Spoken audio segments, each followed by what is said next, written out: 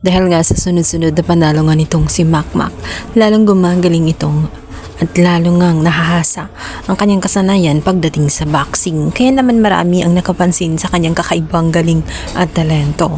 Dahil doon, ang mga video sa kanyang mga boxing serye ay nag-viral. Kaya hindi na nakakapagtaka kung bakit mabigla na lamang siyang maging famous. Marami ngang mga tao, mga stranger na bigla na lamang pag nakita siya ay nagpapapicture na nga. Dahil ba isa na nga siyang artista nang bigla na lamang banda.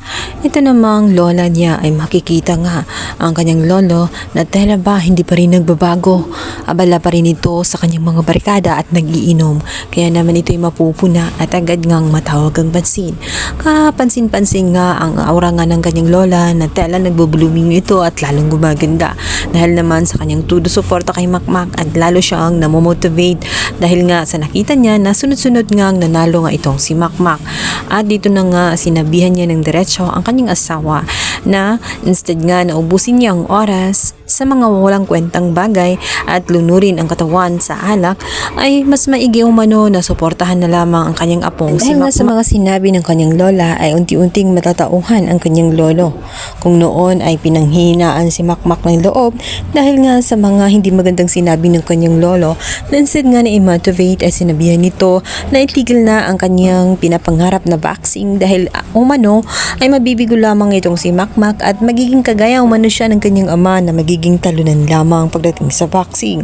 Naniniwala ang kanyang lola na hindi ganoon ang mangyayari at unti-unti nga yung napatunayan ni Makmak na mali ang kanyang lolo. Dahil doon magbabago unti-unti ang kanyang lolo at unti-unti na nga itong susuporta sa kanyang apong si Makmak.